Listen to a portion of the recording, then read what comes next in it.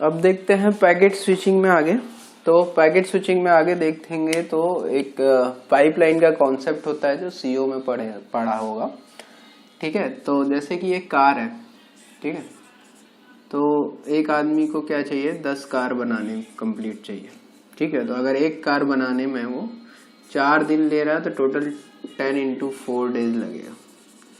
ठीक है, मतलब 40 दिन लग जाएंगे। और तो फिर क्या हुआ, पाइपलाइन का कॉन्सेप्ट यूज किया इसमें। तो एक ने क्या किया कि भाई मतलब एक ने उसके पहिए बना दिए, एक ने सिर्फ पहिए बनाए, या ये कह लो कि 4 अलग अलग, एक ने पहिए बना दिए, एक ने उसकी बॉडी पूरी बना दी और इंजन लगा दिया।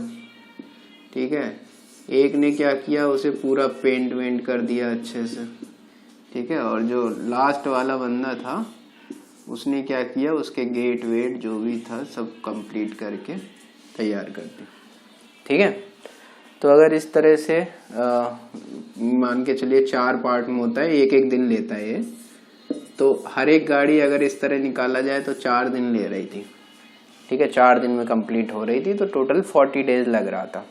लेकिन अगर यही पाइप लाइनिंग के थ्रू करेंगे तो क्या होगा कि जब ये वाला फर्स्ट, सेकंड, थर्ड, फोर्थ एक आदमी इसको करेगा, फिर वो उसको दे देगा। ठीक है, इंडिपेंडेंट है सब, इसका कोई आदमी इसको नहीं करेगा, इसका कोई आदमी इसमें नहीं लगा, इसका कोई आदमी इसमें नहीं लगा है। ठीक है, तो अगर ऐसा है कि पहले एक दिन ये बन गया, फिर इसको दे दिया, ठीक है, और ये वाला दूसरी गाड़ी बनाने लगा, फिर इसने इसको दे दिया, ये वाला इसको फॉरवर्ड कर दिया, ये तीसरी गाड़ी बनाने लगा, और इसने इसको दे दिया। तो जब पहली कार यहाँ फाइनल स्टेज में होगी तब ये दूसरी का ये वाला होगा, तीसरी वाली गाड़ी का ये टर्न होगा, चौथे वाले का ये होगा।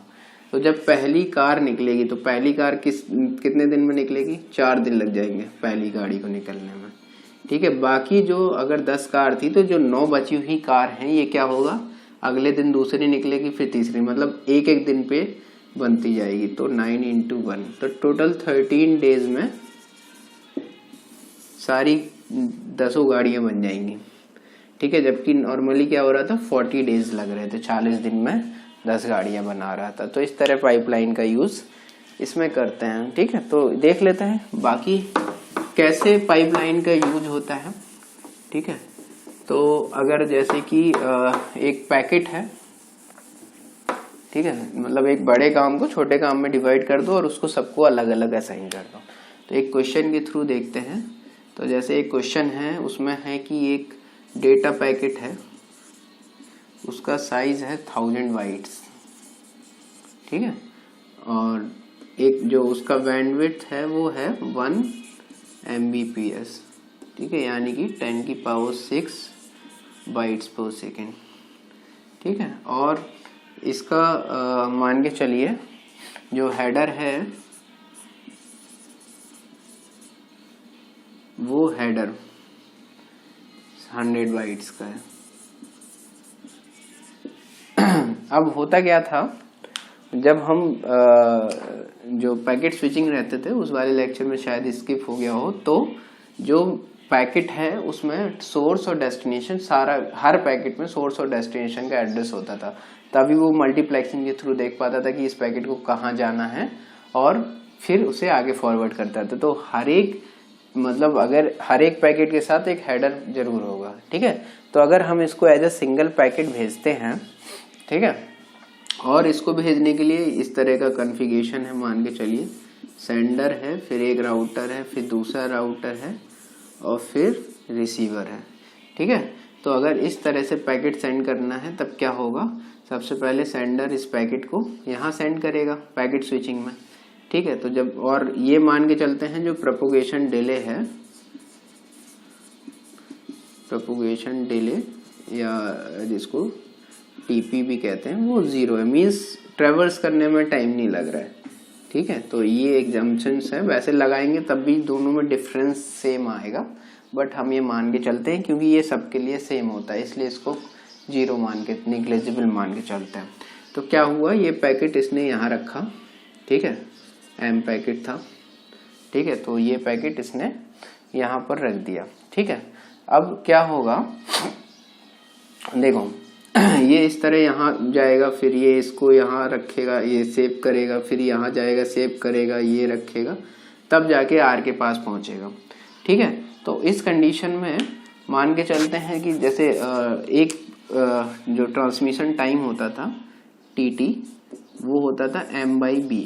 ठीक है, तो यहाँ पर जो मैसेज का साइज है वो देखो कितना होगा, क्योंकि जो डेटा और हेडर जो भी पैकेट बनता था वो इस तरह से बनता है, एक जो डेटा पैकेट होता था उसके साथ हेडर लगा रहता था। तो यहाँ एक ही पैकेट बना के भेज रहे हैं, तो 1000 बाइट का तो ये डेटा है और हेडर है 100 बाइट्स का। तो टोटल पैकेट साइज कितने हो गए, डेटा प्लस हेडर मीन्स जो पैकेट साइज हो गया, packet size is equals to 1000 plus 100 1100। ठीक है, इतने बाइट्स का। तो ट्रांसमिशन डिले कितना आएगा, m/b, m का वैल्यू है, पैकेट साइज मीन्स इतना, और जो 10⁶। ठीक है, तो इसको जब सॉल्व करेंगे तो ये लगभग 1.1 मिली सेकेंड आएगा। ठीक है, तो जो ट्रांसमिशन टाइम था एक बार इस पे रखने का वो आया 1.1 सेकेंड, मतलब एक पैकेट को इस पे रखा तो 1.1 सेकेंड लगा। तो क्या हुआ, ये रखा यहाँ तक पहुंचा 1.1 सेकेंड में, फिर ये रखेगा उसमें भी 1.1 सेकेंड लगेगा, फिर ये इसी पैकेट को रखेगा तो उसमें भी 1.1 सेकेंड लगेगा। तो टोटल टाइम कितना लगा, total time is equals to 3 times 1.1, यानी कि 3.3 मिली सेकेंड लगा इसको ट्रांसमिट करने के लिए। तो अगर एक पैकेट है उसका साइज 1000 बाइट्स है और उसका बैंडविड्थ 10⁶ है, तो और हेडर साइज अगर 100 बाइट्स है, तब ये वाले इसी सेम मतलब एक सोर्स है, बीच में 2 राउटर है, फिर रिसीवर है। प्रोपोगेशन डिले को हम एज ए 0 मानते हैं, और अगर टोटल ट्रांसमिशन टाइम निकालते हैं तो निकल के आएगा, सिर्फ किसको इफेक्ट करेगा, टी जो ट्रांसमिशन डिले है या ट्रांसमिशन टाइम है वो। तो m/b, m का साइज होगा, मैसेज होता है data plus header 1100 divide by 10⁶। ठीक है, तो जब इसको डिवाइड करोगे तो ये आएगा 1.1 इंटू 10⁻³ सेकेंड, तो वो बन जाता है 1.1 मिली सेकेंड। तो इस पैकेट को इस लिंक पर रखने में टाइम लगता है 1.1 मिली सेकेंड। तो एक बार इसने रख दिया, इसके पास तक पहुंच गया, क्यों, क्योंकि प्रोपोगेशन टाइम 0 है।